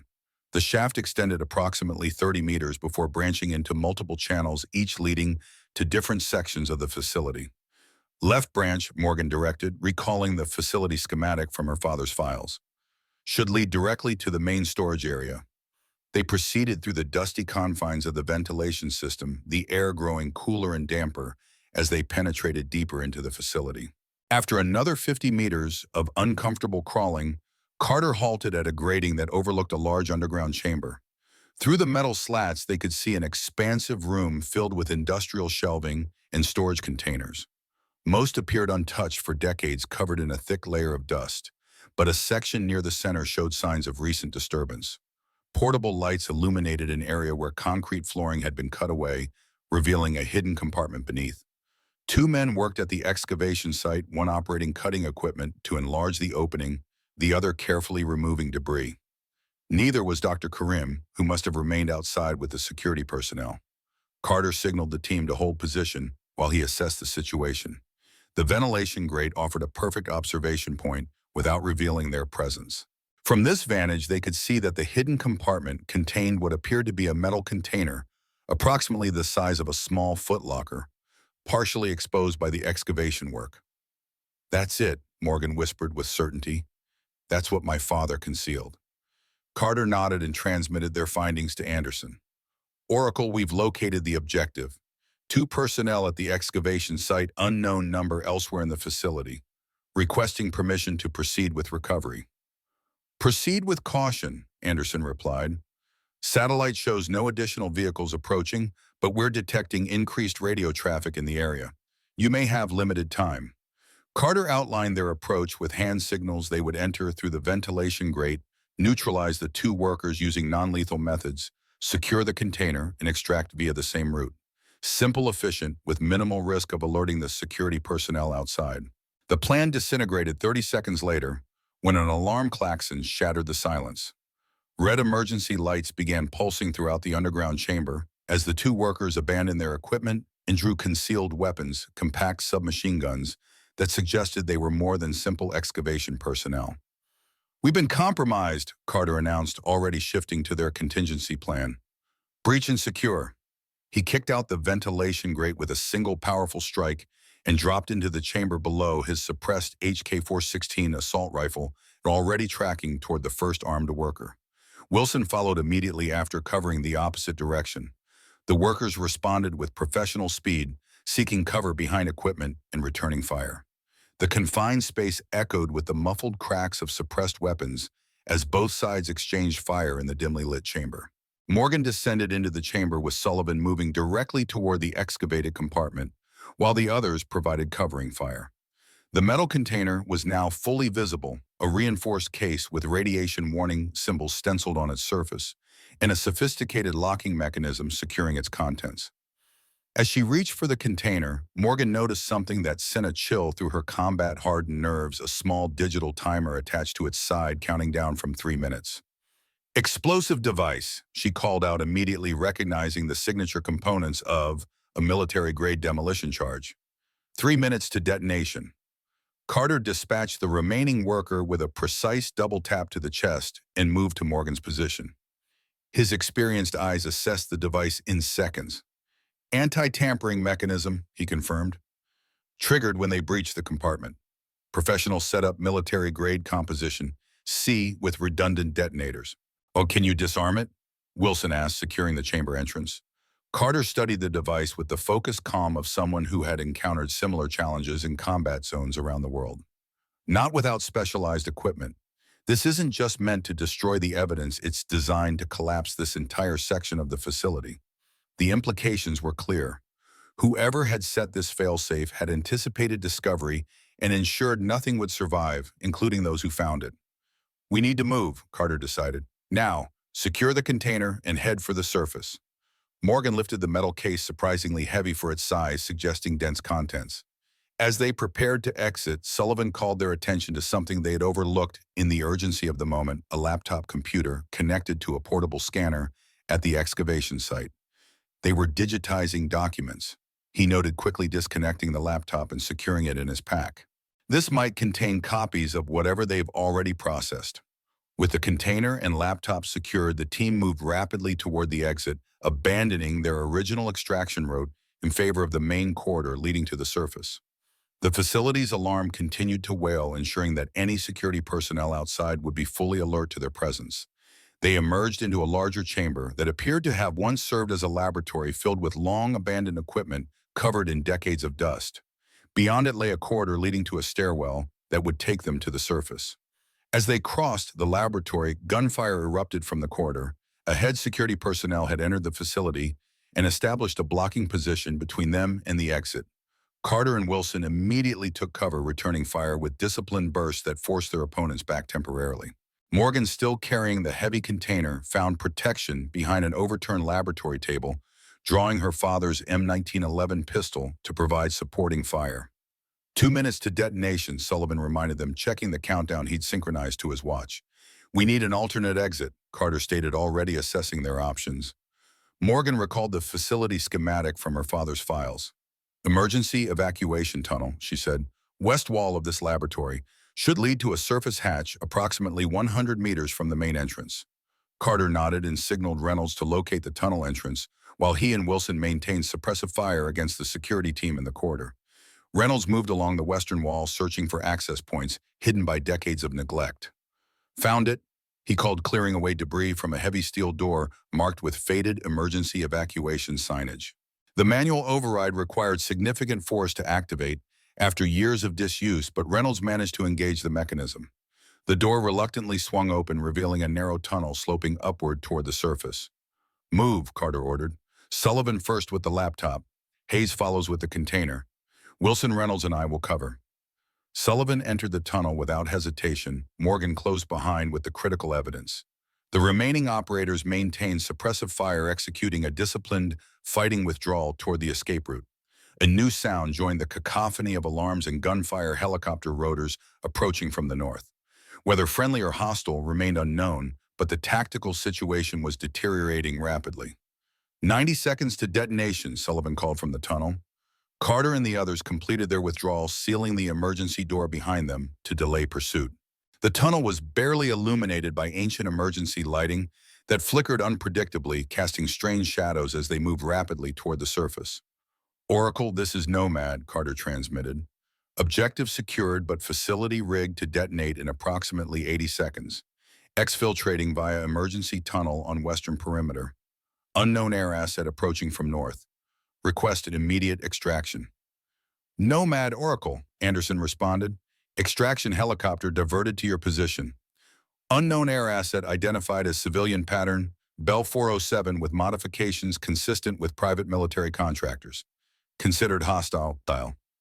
The team reached the tunnel's end, a vertical shaft with a ladder leading to a surface hatch.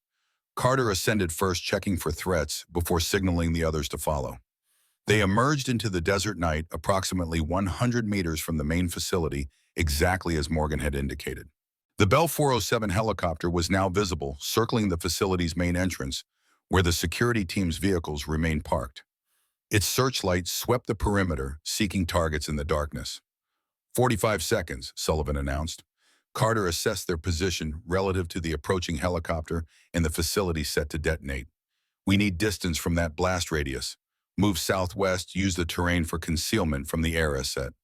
The team moved with urgent discipline, Morgan struggling slightly with the weight of the container, but refusing offers to transfer the burden. This was her father's legacy, entrusted to her through years of careful planning and sacrifice. She would not relinquish it now. 30 seconds. They reached a shallow arroyo that offered minimal protection from both aerial observation and the impending detonation. Carter directed them to take cover, positioning their bodies to shield the critical evidence they'd recovered. 15 seconds. Morgan secured the container beside her in the depression, covering it with her body. Whatever her father had considered worth dying for, worth preparing his daughter to fight for, was now in her possession. The responsibility weighed heavier than the physical burden of the case itself. 5 seconds. The detonation, when it came, exceeded even Carter's experienced expectations. The ground shuddered beneath them as a blinding flash erupted from the facility, followed by a concussive wave that rolled across the desert floor like an invisible tsunami. The sound reached them a moment later, not the sharp crack of conventional explosives, but a deep, chest-compressing thump that suggested far more powerful demolition charges than initially estimated. When they raised their heads, the facility had been transformed into a smoking crater, all evidence of its existence, and those who had been inside erased from the earth. The Bell 407 helicopter had veered away from the blast, its searchlight now sweeping the surrounding desert in expanding circles. "They're looking for survivors," Wilson observed. "And the evidence," Sullivan added. "The helicopter's search pattern would bring it directly over their position within minutes. Their extraction helicopter was still inbound, but wouldn't arrive before they were discovered." Carter made a rapid tactical decision. "We split up. Hayes and I will take the container northwest, drawing their attention. Sullivan, Wilson, Reynolds take the laptop southwest toward the extraction point. Rendezvous at fallback position, Alpha if separated." The team acknowledged the plan and prepared to move. Morgan secured the container, while Carter distributed signal jammers from his equipment, small devices designed to disrupt the thermal imaging systems the helicopter would likely be using to search for them. "Ready?" Carter asked Morgan. She nodded, her father's M1911 still gripped in her right hand. "Ready." They separated Sullivan's group, moving rapidly southwest, while Morgan and Carter headed northwest, deliberately creating enough movement to attract attention once the helicopter came within range. The signal jammers would buy them only moments of confusion, but sometimes moments were all that separated survival from capture. The Bell 407 altered course, its searchlight sweeping closer to their position. Carter activated the first signal jammer, creating a burst of electronic interference that would temporarily blind any thermal imaging systems. In that moment of manufactured confusion, they sprinted for a cluster of large boulders that might provide better concealment. The helicopter pilot compensated, quickly adjusting equipment and resuming the search with renewed intensity. The searchlight swept across their previous position, then began methodically working toward the boulders where they now hid. Morgan gripped her father's pistol, calculating angles and preparing for the worst. If the helicopter spotted them, they would have seconds to respond before facing either gunfire from above or reinforcements on the ground. The searchlight crawled toward their position, now less than 50 meters away. Carter readied his second jammer, timing its activation for maximum effect. Morgan steadied her breathing, focusing on the tactical situation rather than the pain of her healing wounds. Just as the light was about to expose their position, a new sound cut through the night, the distinctive roar of jet engines at high speed. Two F-35 Lightning II fighters screamed overhead so low that the shock wave rattled the boulders around them. The Bell 407 immediately banked away, all thoughts of pursuit abandoned as it fled the approaching military aircraft. "Oracle, this is Lightning Lead," a new voice announced over their communications channel. "Hostiles withdrawing northeast. Area secured for extraction. Nomad team, mark your position." Carter activated an infrared beacon visible only to friendly aircraft equipped with appropriate sensors.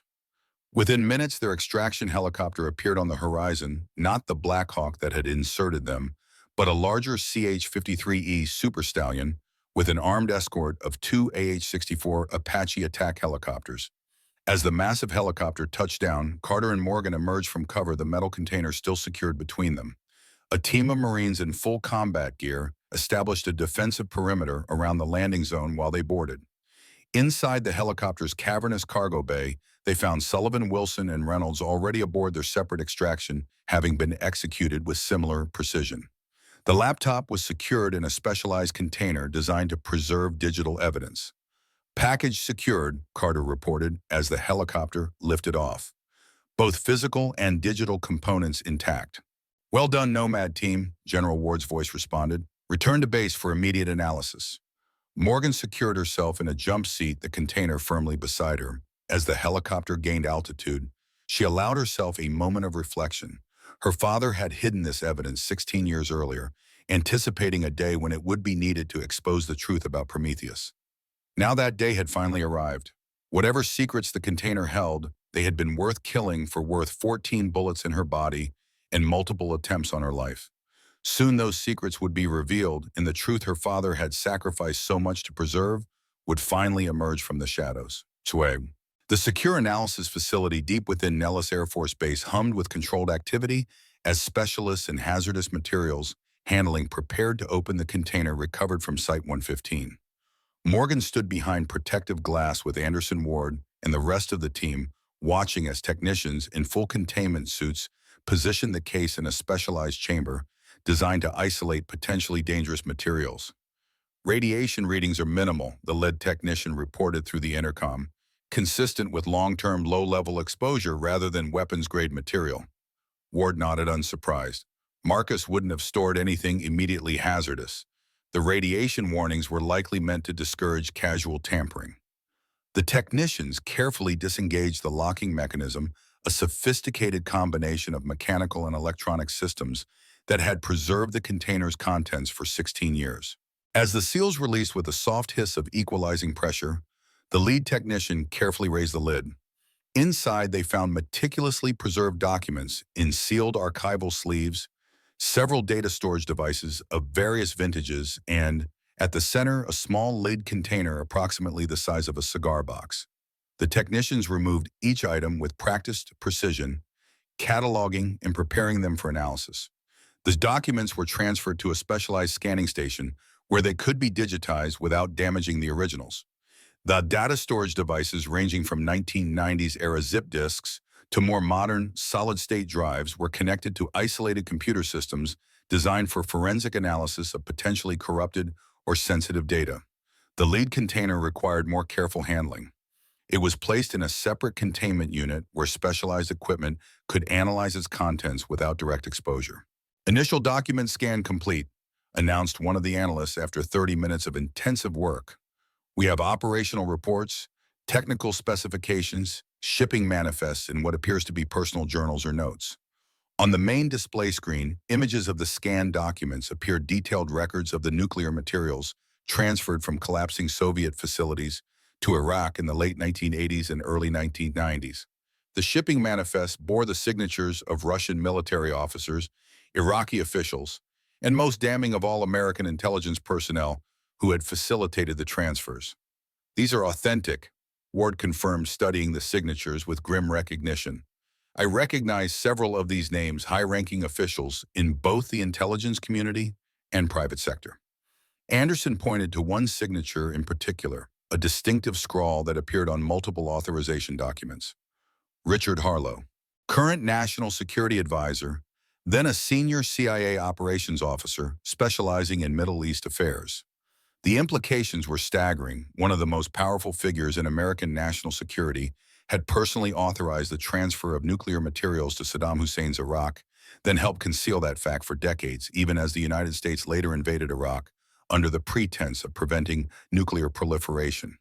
And these, Sullivan added, indicating another set of documents, appear to be the complete operational records of the Prometheus Code, the protocol established to eliminate anyone with knowledge of these transfers.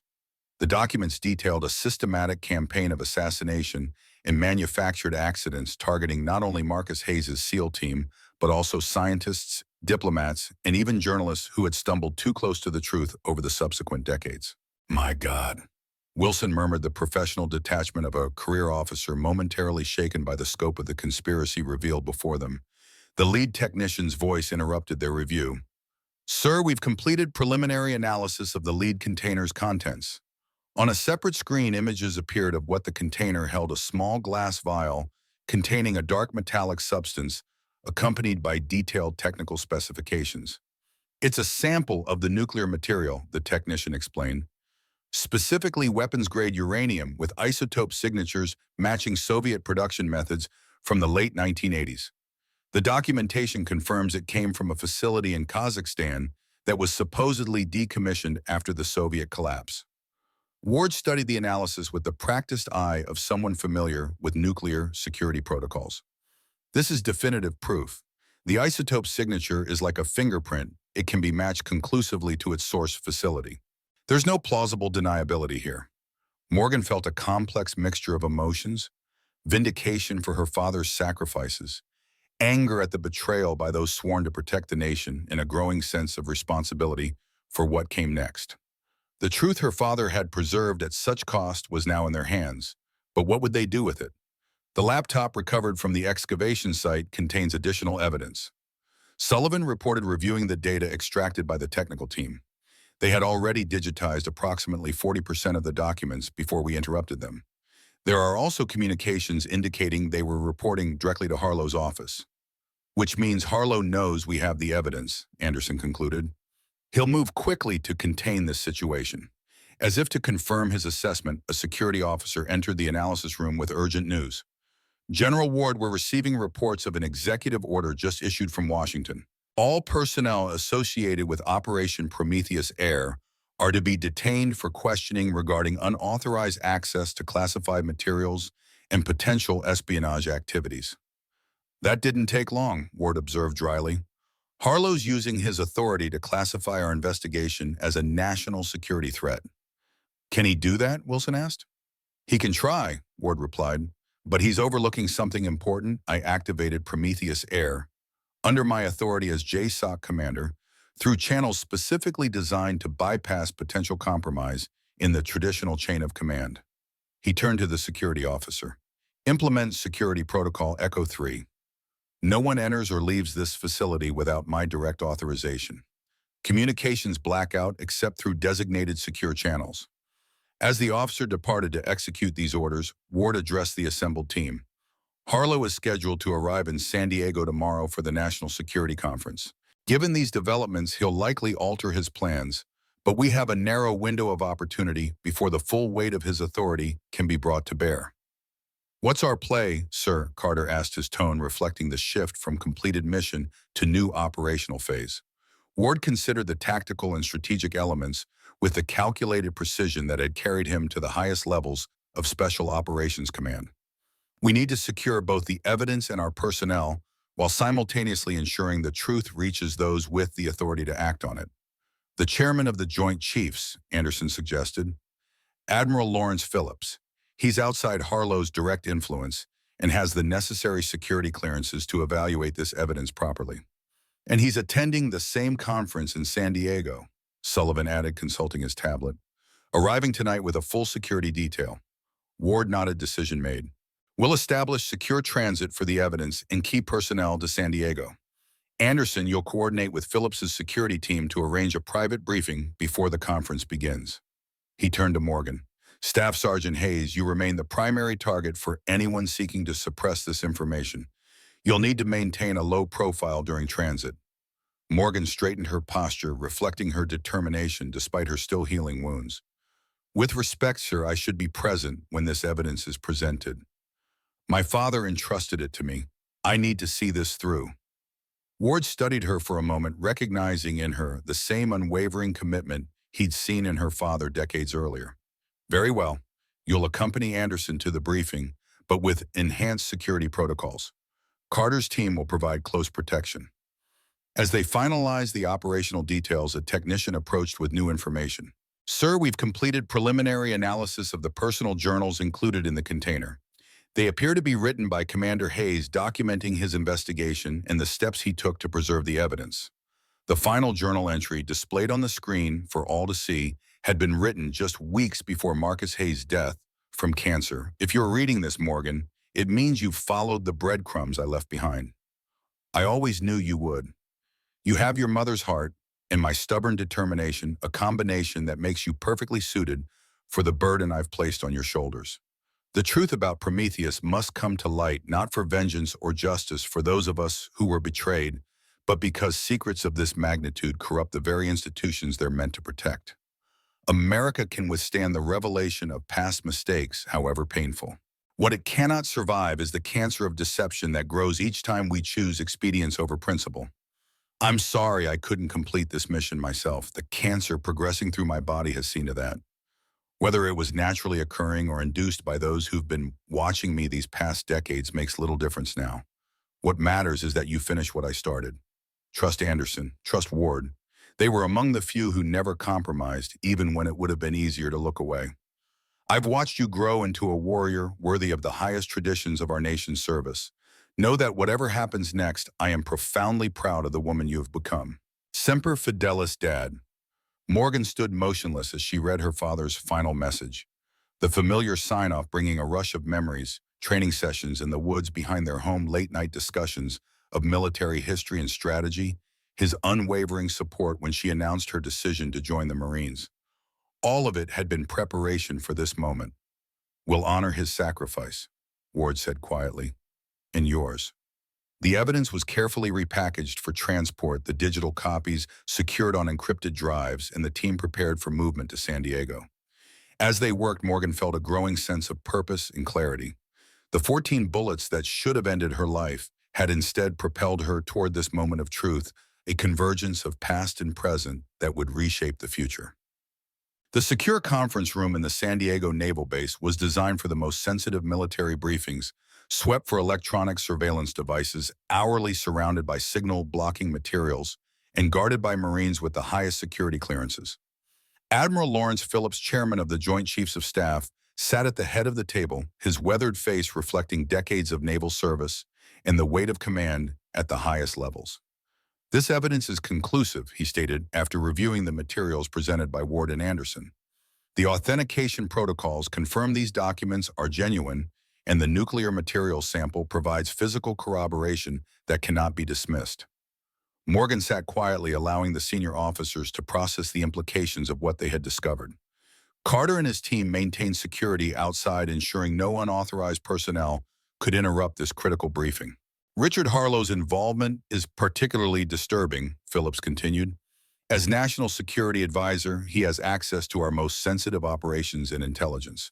If he's been compromised for this long, it goes beyond compromise, sir, Ward replied. Based on these documents, Harlow wasn't just covering up past mistakes, he was actively facilitating nuclear proliferation for personal gain. The financial records included in Commander Hayes's evidence show transfers to offshore accounts controlled by Harlow throughout the 1990s. Phillips nodded grimly. Treason by any legal definition. The question remains, Anderson said. How do we proceed? Harlow has already initiated countermeasures attempting to classify our investigation as unauthorized and potentially treasonous itself. We follow the constitutional chain of command, Phillips decided.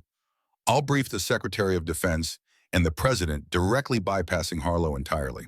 This evidence must be presented without allowing opportunity for interference or suppression. Morgan spoke for the first time since the briefing began. Sir, with respect, what guarantee do we have that this evidence won't simply disappear into another classified file? My father died believing the American people deserve to know the truth about Prometheus. Phillips studied her with the thoughtful assessment of a leader accustomed to weighing conflicting priorities. Staff Sergeant Hayes, I understand your concern. Your father served with distinction, and his efforts to preserve this evidence demonstrate his commitment to the oath we all took to support and defend the Constitution. He leaned forward slightly. I can promise you this, the individuals responsible will face justice, and the necessary reforms will be implemented to prevent similar abuses. But I cannot promise full public disclosure of all aspects of this operation. The geopolitical implications alone could destabilize critical international relationships. Morgan accepted this with quiet dignity. She had never expected perfect justice or complete transparency. Her father had been too much of a realist to instill such naive hopes. What mattered was accountability and systemic change to prevent future betrayals. I understand, sir. Their discussion was interrupted by an urgent communication towards a secure device. He reviewed the message, his expression darkening. Harlow has landed at San Diego International. He's proceeding directly to this facility with a security detail authorized under National Security Directive 1742. That directive doesn't supersede my authority on this base, Phillips stated firmly. No, sir, but it creates sufficient ambiguity to potentially delay or complicate our next steps, Ward explained. Harlow is effectively racing to reach you before we complete this briefing. Phillips made an immediate decision.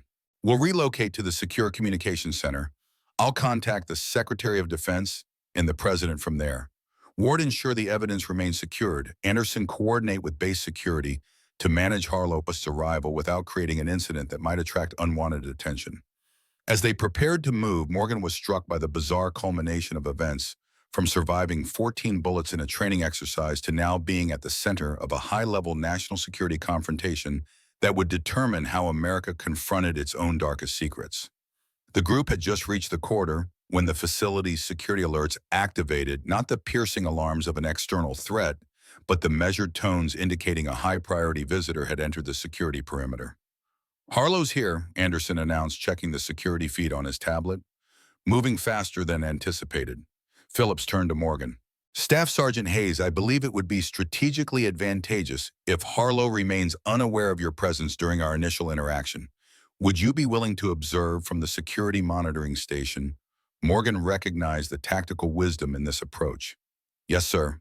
She was escorted to a nearby monitoring room where she could observe the impending confrontation through the base's comprehensive security system.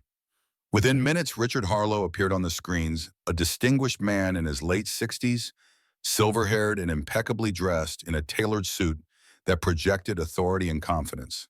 His security detail consisted of 4 men with the unmistakable bearing of former special operations personnel, now serving in some classified protective capacity.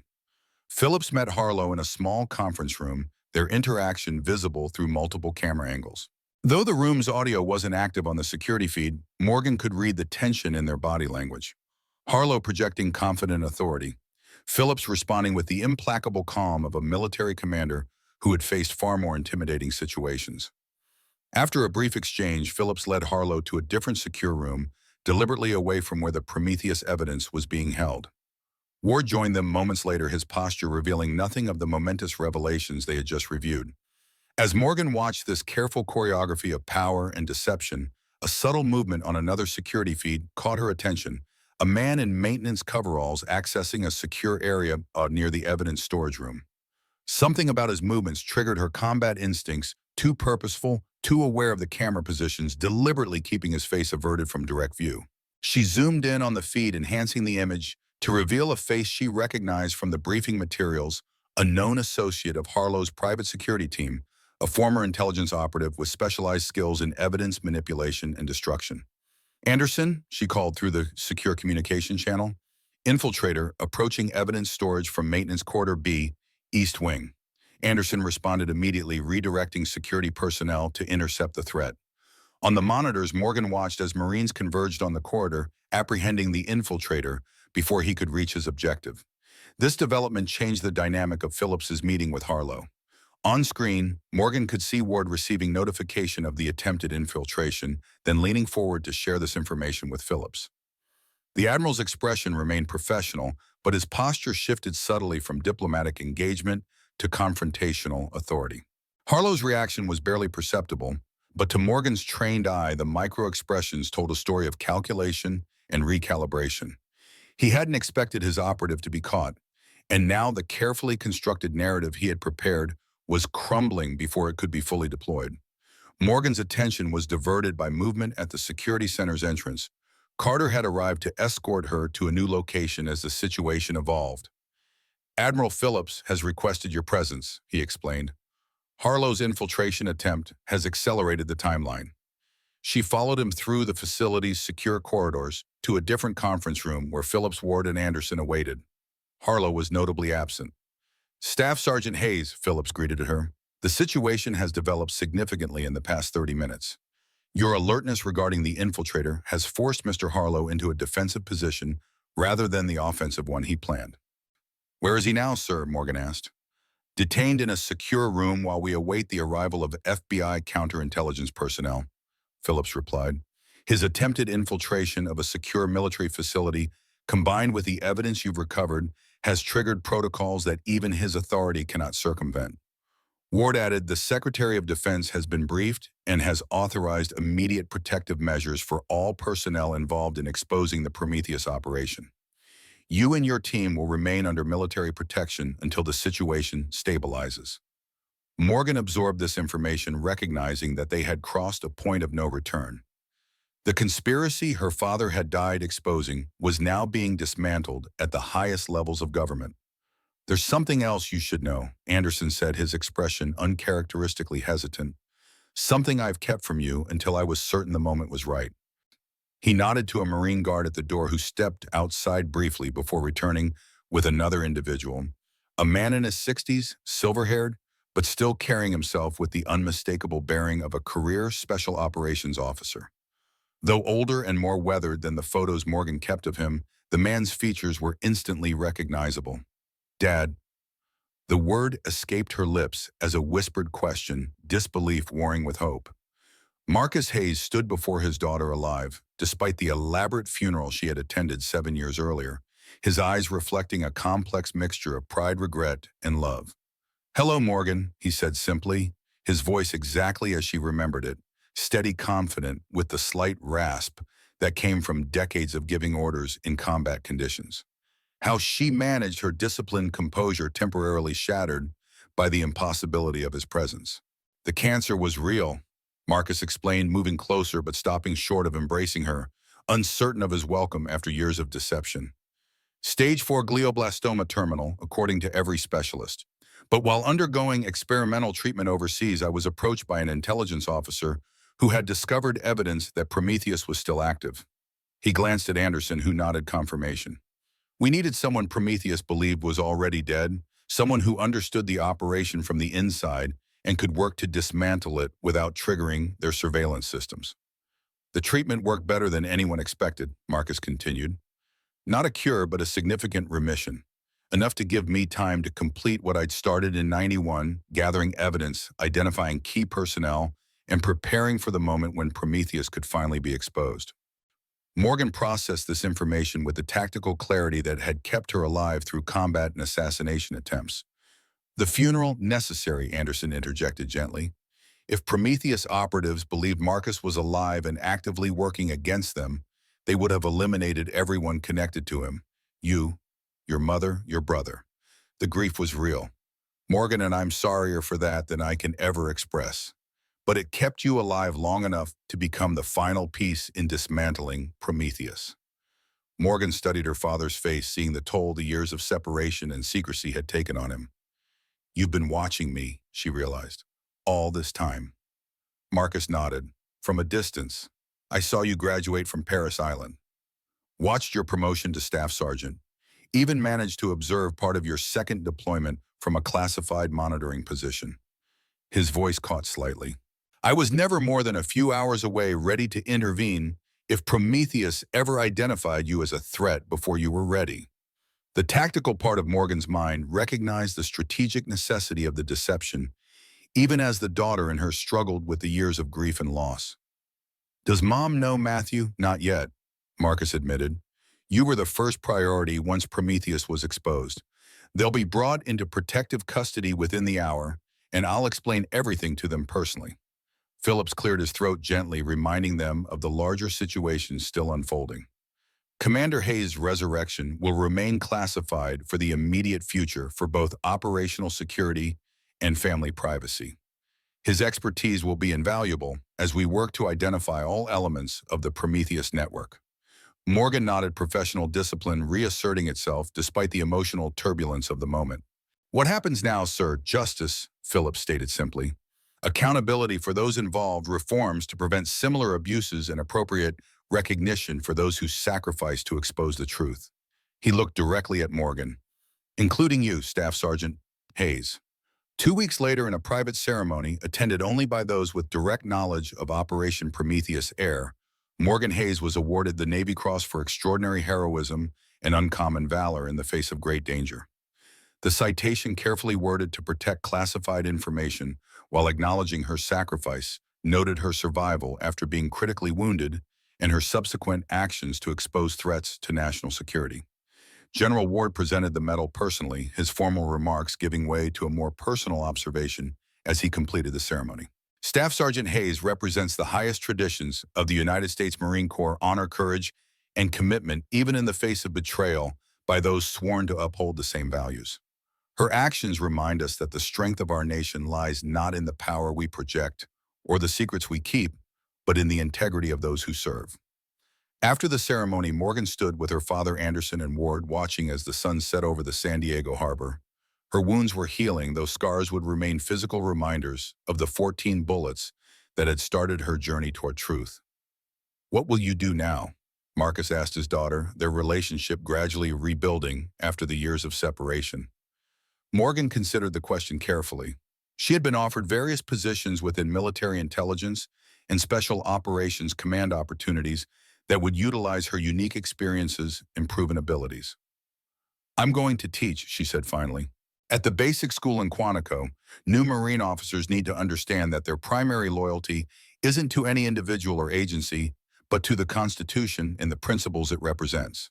Marcus nodded approval, recognizing in her decision the same commitment to service and mentorship that had defined his own career.